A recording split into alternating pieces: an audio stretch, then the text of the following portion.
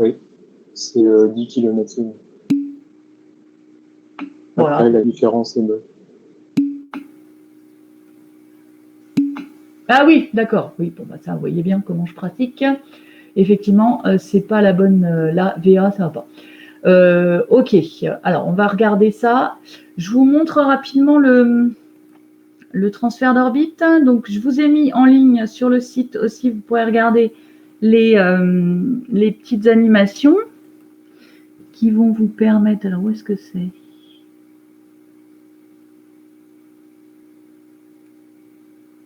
Alors, il faut que je trouve quelle fenêtre c'est.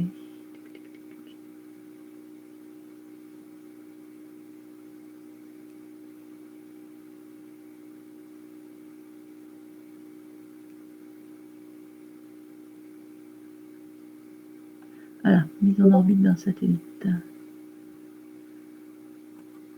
Voilà. Alors, vous avez ici, est-ce que tout le monde voit l'animation? Parce que moi, je ne vois plus rien de ce que vous voyez. J'espère que c'est bon. Oui, on voit. Oui, alors, donc l'idée, c'est que, voilà, c'est un autre navigateur, c'est un peu le bazar. Donc, l'idée, c'est que la particule ici est en mouvement circulaire sur une orbite circulaire basse, et que ensuite, l'idée, c'est d'aller la mettre sur une orbite circulaire haute, comme je vous avais expliqué. Hein. Donc, à chaque fois donc, que vous êtes... Donc, l'idée de l'exercice, c'est de calculer les vitesses sur les deux trajectoires circulaires. Donc, évidemment, les vitesses ne sont pas les mêmes, puisque l'énergie a changé. Et puis ensuite, de voir quel est le gain en vitesse à donner au satellite pour qu'il change de trajectoire. Et pour aller de l'orbite circulaire basse à l'orbite circulaire haute, il a besoin de passer par une orbite elliptique, qui est l'orbite de transfert. Donc, on revient... La masse, alors oui, parce que c'est le satellite. Là. Alors oui, il y a un petit peu de carburant qui part, évidemment, dès qu'il y a une poussée. Alors oui, dans l'exercice, moyennement dans la pratique, parce que vous avez des morceaux de... Quand on fait les transferts d'orbite, je vous avais montré, hein, il y a des morceaux de lanceur qui restent au contact du satellite et qui lui permettent de gagner de l'énergie. Donc forcément que vous avez quelques masses qui changent légèrement, mais là sur les exercices, on considère que la masse est constante et que c'est toujours le même système du début à la fin. Mais je suis d'accord avec vous qu'il y a certainement des petits éléments qui changent légèrement à cause des morceaux qui se détachent au fur et à mesure, à cause du carburant qui est consommé pour la pousser. Parce qu'il faut, je ne sais pas si vous voyez, au niveau du point, voilà, au niveau du point P, là, une poussée, et hop, ici encore une poussée, vous voyez le vecteur vitesse qui change. Donc je rebascule sur, donc ça vous l'avez en lien sur le site, je rebascule sur le corrigé, et on va peut-être vérifier les applications numériques. Donc, la correction ici, hop. Alors, donc la première question, c'est trouver la vitesse sur l'orbite circulaire basse avec le rayon qui est connu. Donc voilà, c'est les vitesses. Vous écrivez ici le PFD avec le mouvement circulaire uniforme. Je dirais qu'il n'y a pas spécialement de difficulté. Il y a peut-être d'autres manières d'obtenir la vitesse de satellisation. C'est forcément pas, je crois, en tous les cas, ça ne me semble pas nécessaire d'avoir retenu par cœur ce qu'était la vitesse de satellisation, même si c'est celle-ci qu'on retrouve ici, hein, la vitesse sur une orbite circulaire. Voilà, donc connaissant le rayon, vous êtes capable de calculer la vitesse, donc ici 7,6 km par seconde. Ensuite, je ne sais plus ce qu'il fallait faire, il fallait calculer l'énergie, pareil, l'énergie de satellisation, ça c'est du cours, hein, donc on reprend l'expression de la vitesse, on rajoute l'énergie potentielle à l'énergie cinétique ici que l'on peut calculer, et normalement on vérifie, puisqu'ici, vu comment l'exercice est proposé, on vérifie que c'est du moins K sur 2A, avec ici le 2R1 qui apparaît. Alors ensuite, c'est là que c'est intéressant d'utiliser la relation E égale moins K sur 2A, parce que sur l'ellipse de transfert, qui pour le coup, là c'est plus un mouvement circulaire, mais sur l'ellipse de transfert, elle a été choisie pour que son grand axe, donc 2A, soit égal à R1 plus R2. Si vous regardez la simulation et le petit dessin, eh bien, le grand axe est égal à la somme du rayon de l'orbite circulaire basse plus le rayon de l'orbite circulaire haute. Donc, quand on connaît la longueur du grand axe, eh bien, on peut calculer l'énergie du satellite sur cette trajectoire. Donc là, encore une fois, j'insiste sur le fait que le moins K sur 2A, il peut être parfois extrêmement utile. Et là, on ne peut pas faire sans. Sauf à le remontrer, mais c'est un peu longué, donc il vaut mieux l'avoir un peu en tête, cette notion-là. L'idée là, c'est de calculer ensuite, bon, on connaît l'énergie sur son orbite circulaire basse, on connaît l'énergie sur son ellipse de transfert, donc on vous demande de calculer justement sa nouvelle vitesse pour qu'il arrive sur l'ellipse de transfert. Donc, connaissant son énergie sur l'ellipse de transfert et sa position, ça c'est quand il est encore au niveau du péricentre de l'ellipse de transfert, donc il est encore en R1, mais on vient de lui donner une certaine vitesse de manière à ce que maintenant, libéré et sur cette orbite, il va pouvoir se décaler. Donc l'idée c'est de trouver la vitesse VA, qui est la vitesse maintenant au moment juste après la poussée. Donc on écrit l'énergie mécanique sur l'ellipse de transfert pour obtenir la nouvelle vitesse, en considérant qu'entre-temps, il n'a pas eu le temps de changer de place, hein, il est encore au péricentre de l'ellipse de transfert. Voilà, donc ça c'est du petit calcul, on reprend l'énergie E3 qui a été calculée précédemment, et donc c'est là qu'il y a un problème, et c'est quoi? Je corrigerai, qu'est-ce que vous avez? Je dois avoir ça sur mes feuilles, j'ai mal repris le copier-coller du... Hop là, alors attendez, il y a peut-être des réponses, je ne vois plus le chat. Ils ont dit 10, comme ça on a bien la somme de V1 oui, plus 2,4 qui fait... Ouais. Donc 10,0 km par seconde. Hein. On met 10,0 pour avoir au moins avec la somme. Ou 10, ouais, enfin, ça dépend de... Ok. Donc ensuite l'écart de vitesse. Bah, après, il y a l'expression littérale qui a été réécrite hein, pour vous montrer que tout ça peut prendre des formes un peu compactes. Quand on raisonne littéralement, ça s'arrange un petit peu les expressions. Hein. Et on retrouve l'écart de vitesse, donc la poussée, elle va permettre de l'augmentation de vitesse. Donc là, vous avez un gain énergétique, évidemment, au moment des transferts d'orbite. Alors après, la question 5, je vous laisse de la même manière, il n'y a pas tellement de difficultés, c'est du même genre. Hein. On connaît la nouvelle vitesse, on sait où on veut arriver. Donc sur l'orbite finale de rayon R2, c'est certainement une orbite géostationnaire. Je ne me souviens plus, mais je crois que c'est ça. Et donc, on connaît l'énergie sur l'orbite circulaire, moins K sur 2A, vous avez le droit. Une fois que vous l'avez déjà montré pour la question 1 ou 2, bah, vous pouvez le réinvestir pour la deuxième orbite circulaire. Il n'y a pas besoin de refaire de calculs compliqués. On reprend exactement les calculs déjà faits pour l'orbite circulaire basse. Hein. Là, vous avez vraiment le droit de reprendre ces deux expressions-là en mettant R2 à la place de R1. Et puis, quoi d'autre? Donc... ensuite, pareil, le raisonnement, il se répète parce que cette fois-ci, on va passer de l'orbite elliptique pour laquelle on va connaître, donc on sait à quelle vitesse on veut arriver. Et ici, on vous demande de calculer VB. Donc VB, c'est la vitesse du satellite quand il est au niveau de l'apogée de sa trajectoire sur l'orbite elliptique. Donc, il est à la distance...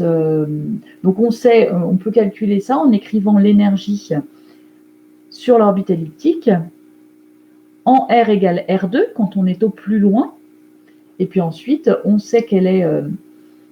je ne sais plus ce qu'on voulait faire là.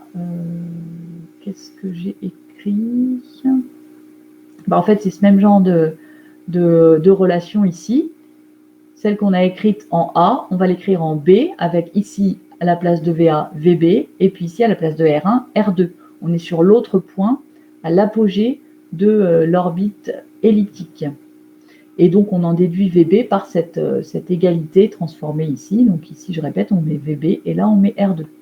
Et donc, on en déduit cette expression qui est la pendante de celle-là, mais avec un indice 2 à la place de 1, et je crois que c'est tout.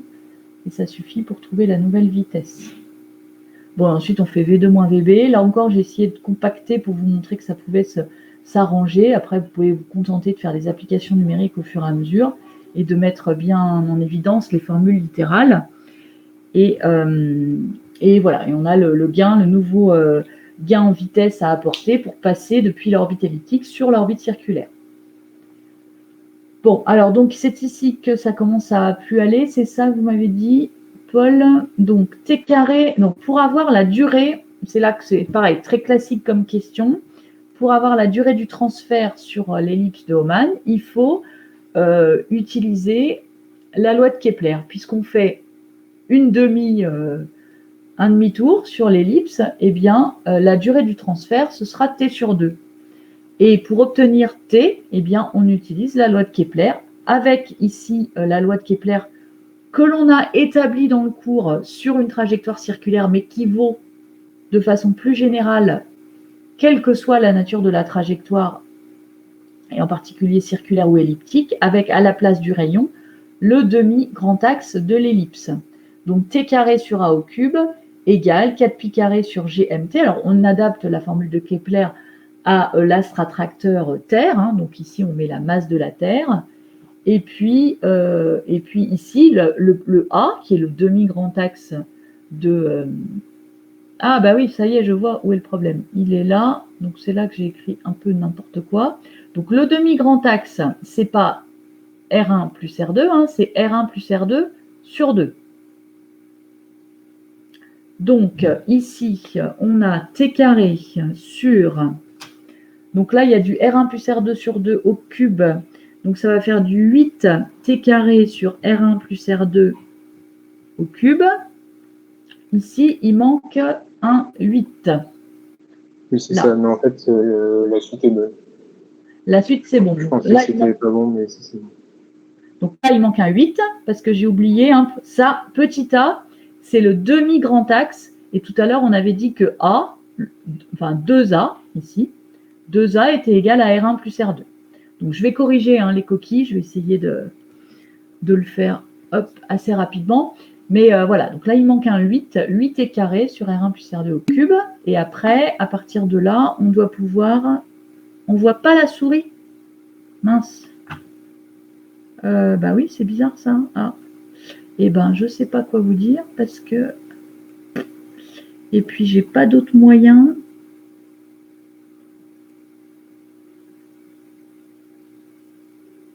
Je n'ai pas d'autre moyen de vous...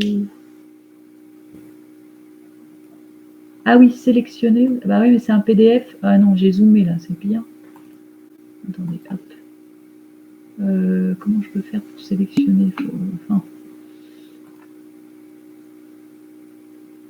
Et là, la petite main, c'est pas mieux. Bah non, mais c'est vrai que je la vois. Vous l'avez jamais vue depuis le début ou tout à l'heure on la voyait? Non, on ne voyait pas.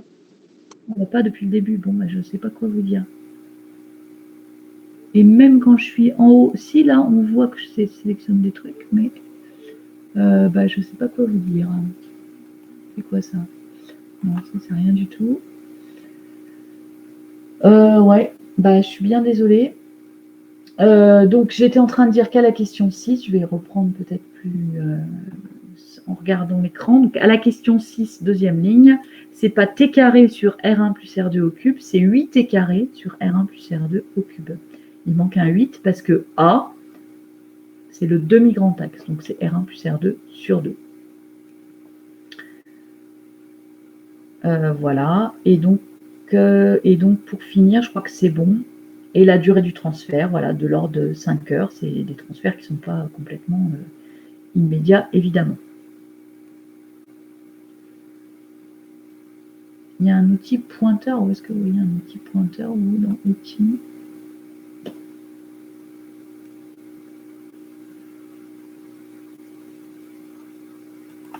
Quoi ce truc-là?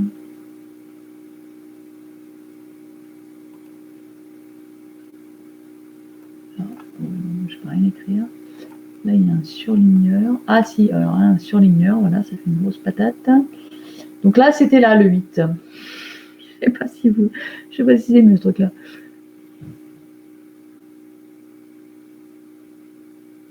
Ligne à main levée, si je fais ça.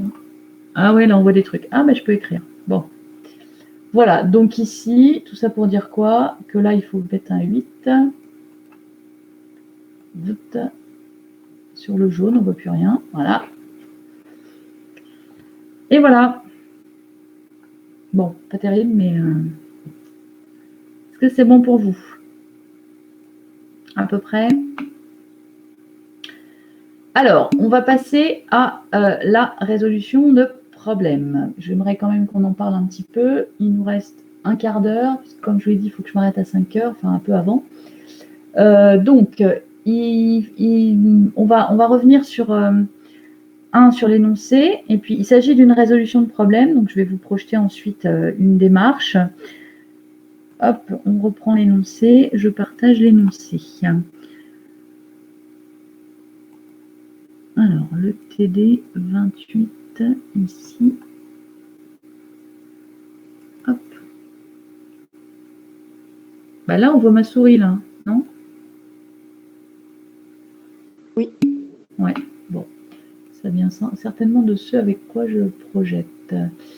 Bien, alors, donc ça c'est fait. Voilà la résolution de problème. Donc, un astéroïde se dirige vers la Terre à la vitesse de 35 000 km à l'heure. Donc, les experts de la NASA estiment qu'il est situé, donc actuellement, il n'est encore pas tout à fait trop près, hein, il est à 11,4 millions de kilomètres et son paramètre d'impact est égal à 15 000 km. Alors, tout est là en fait.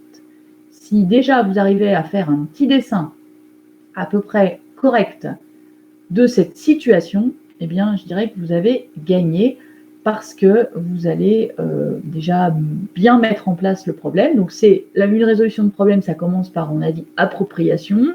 Appropriation, c'est déjà, je fais un schéma de la situation. Et une fois que j'ai fait le schéma de la situation, eh bien, j'essaye ensuite de la mettre en équation, de faire un inventaire des paramètres et des grandeurs dont je vais avoir besoin. Et puis, une fois que j'ai fait ça, j'essaie analyse, c'est-à-dire quelle est la stratégie, que vais-je faire, ensuite je fais, et puis ensuite je critique ce que j'ai fait. Donc, première chose, faire un schéma de manière à représenter ce qu'est le paramètre d'impact. Donc, alors peut-être que le mieux, c'est que je le fasse en direct devant vous. Il ne va pas être beau, puis après, je vous présenterai le joli que j'ai fait sur le corrigé. Mais là, pour commencer, alors je ne sais pas si j'ai une caméra, on va voir. Hop. Pour vous montrer comment on peut faire le schéma à partir, ne serait-ce que de la description qui nous est fournie ici. Alors, elle est où ma caméra? Donc, normalement, c'est bon. Je vais pouvoir vous partager ma tablette comme d'habitude. Et alors, on y va. Là.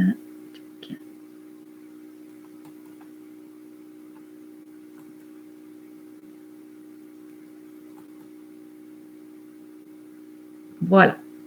Donc, on a dit, je reprends l'énoncé, vous ne l'avez plus, mais la NASA est en état d'alerte. Un astéroïde se dirige vers la Terre. On va déjà dessiner la Terre. Hop. La Terre. Après, on arrangera le dessin plus tard. Donc, la Terre, oui. Alors, dans le corrigé, je l'ai mis que son centre s'appelait O. Donc, on va laisser ici O pour être cohérent avec ce que vous aurez après. Donc, un astéroïde se dirige vers la Terre à la vitesse de 35 000 km/h. Donc, ça, c'est une vitesse, on va noter ça dans un coin, V0 égale sa vitesse ici donnée initialement. On a dit 35 000 km/h. Les experts de la NASA estiment que l'astéroïde est situé à 11,4 millions de kilomètres. Alors, on va le dessiner quelque part par là. Assez loin. Bon, voilà, je me contente pour l'instant de le mettre un peu n'importe où. Hein. Il est là, l'astéroïde. Bon, j'ai noté M dans le corrigé, c'est pareil. Je l'appelle M ici. Alors, qu'est-ce qui vaut 11,4 millions de kilomètres sur mon dessin? MO. Voilà, c'est MO. Bon, alors, je vais tourner un peu plus. Voilà. Ici, je vais appeler ça R0 égale 11,4, qu'est-ce qu'on a dit? Millions de kilomètres. Voilà. R0. Alors après, c'est là que... Donc, il a une certaine vitesse. Donc, comment il est? Bon, il se dirige un peu vers la Terre. Donc, il a plutôt une vitesse comme ceci. Hein. Et ce qu'on nous dit, donc je vais dessiner le... Alors, je ne sais pas si vous voyez, mais je ne vais pas mettre V0 comme ça. Hein. On est bien d'accord? Parce que là, c'est mort. Hein. Il fonce droit sur la Terre. Donc, on nous donne une indication supplémentaire qui est ce qu'on appelle le paramètre d'impact. Il est défini comme la distance entre la droite portant le vecteur vitesse de l'astéroïde et le centre de la Terre. Alors, le vecteur vitesse de l'astéroïde, on va le dessiner un peu n'importe comment, comme ceci.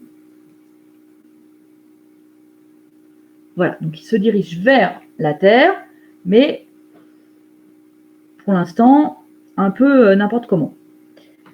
Donc, je vais définir le paramètre d'impact à partir de... Donc, je prolonge la droite, hop, qui donne la direction du vecteur vitesse V0, vous voyez? Comme une droite d'action pour une force, mais ici, c'est la droite qui passe par le point M, donc par la position de l'astéroïde, et qui est dirigée dans la direction de V0. Et alors, où est-ce qu'il est ce paramètre d'impact? C'est la distance entre la Terre et cette droite, le centre de la Terre et cette droite. Comment c'est mis là? Paramètre d'impact, la distance entre la droite portant le vecteur vitesse et le centre de la Terre. Donc, c'est la distance d'un point à une droite. Comment on définit la distance d'un point à une droite? Eh bien, on va projeter ce point à la perpendiculaire ici. Et là, on obtient la distance B. Ce qu'on appelle le paramètre d'impact. C'est ça. Alors, évidemment que l'astéroïde, s'il n'y avait pas d'attraction gravitationnelle, il continuerait son chemin tout droit sur les pointillés orange là. Mais, je peux s'allumer d'ailleurs, ce sera peut-être mieux. Bof, c'est pire, non? C'est mieux ou c'est moins bien là quand j'allume? Parce que vous m'avez dit. Un peu moins bien. Oui, c'est moins bien. Après, c'est peut-être pas super net non plus à cause de ça là. Je vois rien de ce que je projette. C'est pas assez. Là, on voit bien. Là, on voit bien? Oui. Oui, là, c'est bien. Alors, donc le paramètre d'impact, c'est cette distance B ici. Alors, ce qu'on peut faire aussi pour mieux se la représenter, est-ce que j'ai une règle quelque part? Non, dans le bazar du bureau. Voilà, c'est dans le département. Okay.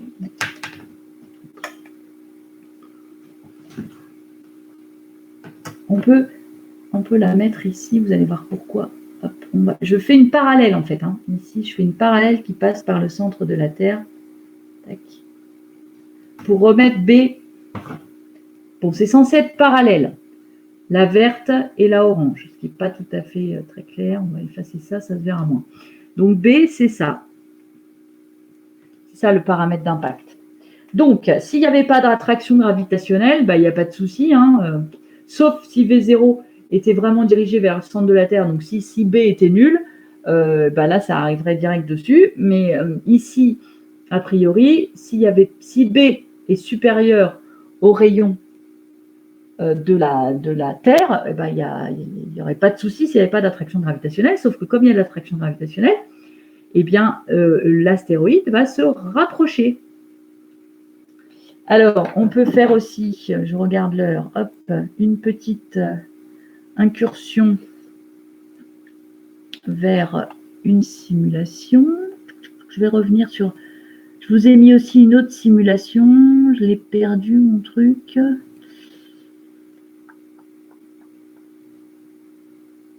Je cherche dans les 10 000 possibilités. Hop, là. Je vais vous montrer l'autre. Alors, attendez, planète. Je vais vous montrer l'autre animation.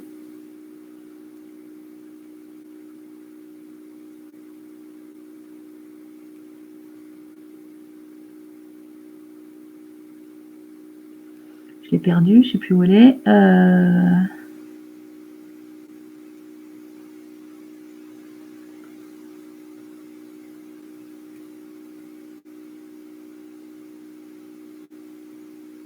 C'est peut-être celle-là. Voilà, c'est celle-là. Est-ce que tout le monde voit là? Donc, vous voyez, ici, Ouais, vous voyez, je ne sais plus où vous êtes là parce que je ne sais plus. Oui, oui. Oui, c'est bon. Donc, ce que vous voyez, c'est que ce que je vous ai appelé précisément le paramètre d'impact, hein, on prolonge ici V0 et la droite qui porte V0, et puis on trouve la perpendiculaire. Hein, et ici, on l'a rapporté comme je vous l'ai fait sur mon dessin. Et donc, l'idée, c'est que voilà, hein, quand c'est parti, la trajectoire, c'est une trajectoire hyperbolique, on va le voir tout à l'heure. C'est une branche d'hyperbole, en fait, cette trajectoire. Et il y a un moment, là, ça se rapproche. Et puis, si le paramètre d'impact n'est pas suffisant, hip là, vous voyez, là, bing. Parce que, on va la faire se cracher sur la Terre. Voilà. Parce que le paramètre d'impact, il a beau être supérieur au rayon terrestre, eh bien, comme ça se rapproche, ça finit par atteindre la surface de la Terre. Donc, il faut vérifier ici que le paramètre d'impact, si le paramètre d'impact, en tous les cas, si les conditions initiales sont telles, et ça ne dépend pas que du paramètre d'impact, hein, ça dépend aussi de V0, mais il faut vérifier si c'est suffisant. Est-ce que je peux modifier V0? Alors oui, voilà. Ce qui est pas mal, c'est qu'ici, sur cette simulation, on peut à la fois jouer sur le paramètre d'impact, donc on voit quand on le diminue, ça va venir se cracher dessus. Par contre, si j'augmente V0, pouf, on peut à nouveau passer à côté. Donc, ces deux conditions initiales vont nous permettre de, a priori, pouvoir vérifier si oui ou non on va venir au niveau de la surface de la Terre ou si ça va passer au large. Donc, maintenant, j'en viens au vif du sujet. Donc, on fait un joli dessin et on essaye de mettre en évidence toutes les grandeurs qui sont présentées là. Après, qu'est-ce qu'on fait? Donc, je vais vous montrer, je vais vous expliquer un petit peu sur le corrigé pour aller un peu plus vite.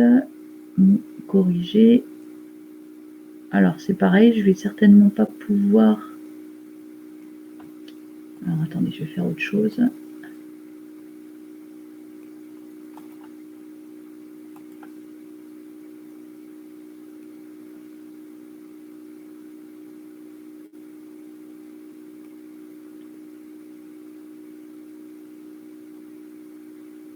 J'arrive, hop.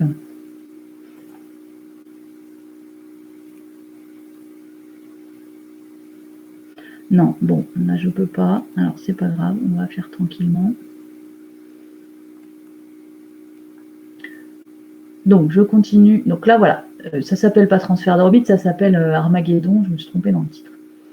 Donc voilà le s'approprie. Alors j'ai fait un petit dessin, vous voyez, il est beau. Hein, je suis assez fière de moi parce que je trouvais qu'elle était belle ma Terre. Avec V0, le point de départ, la distance R0, le paramètre d'impact, le point... ouais, c'est surtout la Terre. J'ai fait les détails de l'Afrique et tout. Je me suis vraiment... j'y ai mis tout mon cœur pour faire un beau dessin. Alors, ici, vous voyez, j'ai fait une trajectoire un peu plus en pointillé rouge, un peu plus incurvée que celle que vous aviez sur la simulation. Bon, j'ai dessiné un peu n'importe comment. Hein. Mais l'idée, c'est que c'est une branche d'hyperbole. Donc, il faut faire apparaître sur le dessin, le but, c'est pas que le dessin soit beau, c'est surtout de faire apparaître les grandeurs utiles. Donc, le schéma. Une fois qu'on a fait son schéma, alors vous n'êtes pas obligé sur le schéma d'avoir prévu que la trajectoire était hyperbolique et puis dessiner la branche d'hyperbole. Ça, a priori, vous n'êtes pas censé le savoir. On peut tout à fait s'en passer. Donc, on ne fait pas le dessin de la branche d'hyperbole, mais on dessine B, M0, R0, V0 et on fait apparaître surtout le paramètre d'impact. On va voir le point H tout à l'heure à quoi ça sert.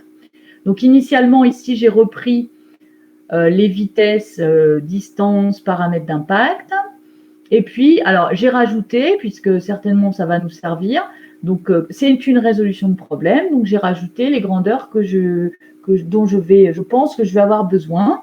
Donc la masse de la Terre, on avait 10, bon, j'ai repris 5,97. Vous pouvez garder 6, 10, 31 kg pour un ordre de grandeur. On ne vous demande pas d'avoir les valeurs numériques dans la tête avec 3 chiffres significatifs.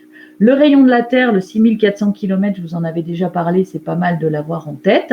La constante de gravitation universelle, voilà, tout ça, c'est des choses que, éventuellement, je me dis que je vais certainement en avoir besoin. Donc, Alors, les choses importantes et l'analyse, elle dit quoi? Elle dit que eh bien, ce qu'on a vu sur la simulation, mais ce dont on peut se douter, c'est que, même sans avoir tracé la trajectoire, c'est que ça va se rapprocher de la Terre. Et l'idée, c'est que pour l'instant, on est suffisamment loin, mais ce qu'il ne faudrait pas, c'est que la distance minimale d'approche soit plus petite que le rayon terrestre, auquel cas ça viendrait à un moment ou à un autre. Si Hermine est plus petit que RT, nécessairement, on va passer en cognant sur la Terre au passage. Donc, la question et l'analyse nous dit qu'il va falloir qu'on calcule Hermine. Par ailleurs, il s'agit d'un mouvement à force centrale conservative. Donc là, je remets un peu les choses en place parce que je me dis qu'à un moment, il va falloir que j'écrive la conservation de l'énergie mécanique et que j'écrive la conservation du moment cinétique. Et une fois qu'on aura fait ça, on verra bien ce qu'il en ressort. Mais l'idée, c'est d'aller calculer la distance minimale et puis éventuellement de vérifier si oui ou non elle est plus grande que le rayon terrestre. Attendez, je ne vois plus vos questions parce que j'ai changé de...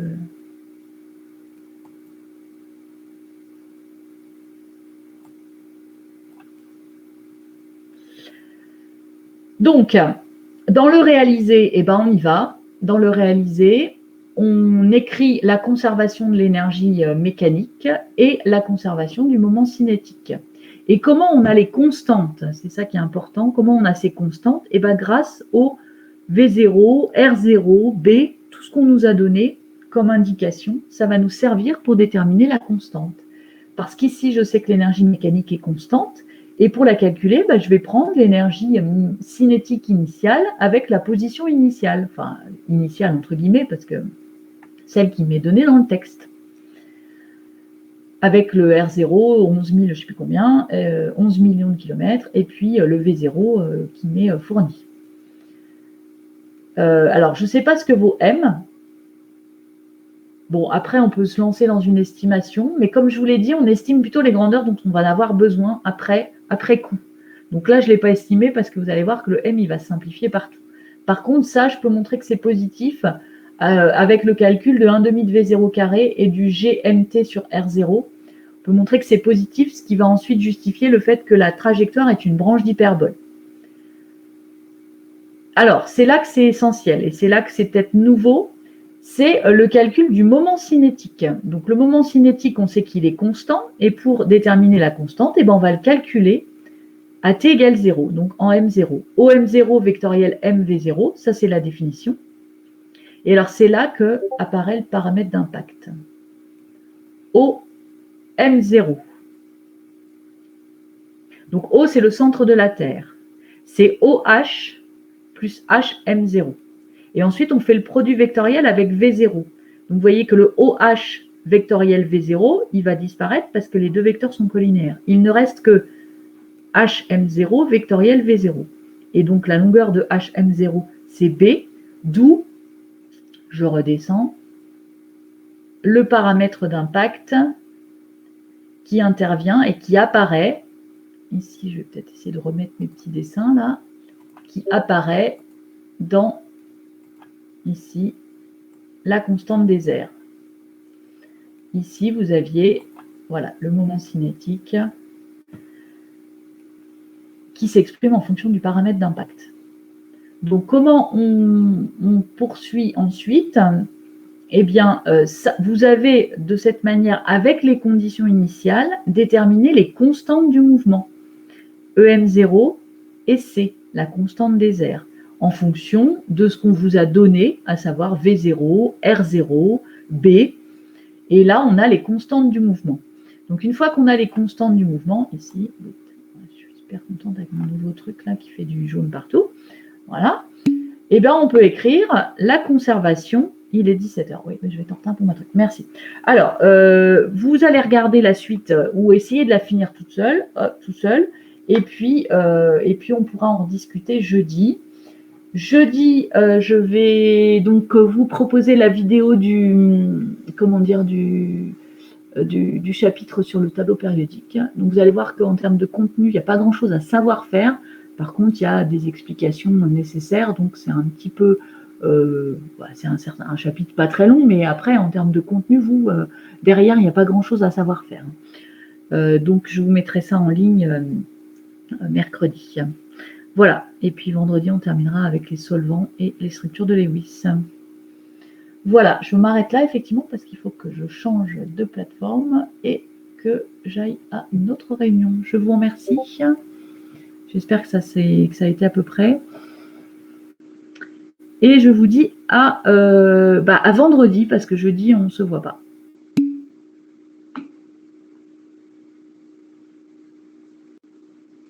Alors, demain soir à 17h, a priori, oui. Oui. Oui, il n'y a pas de saut de fond mais normalement, c'est bon. Ça marche. Je vais essayer de de réparer mon Discord. Allez, je vous laisse. À vendredi. À vendredi. Enfin, non, à demain, 17h. Au revoir.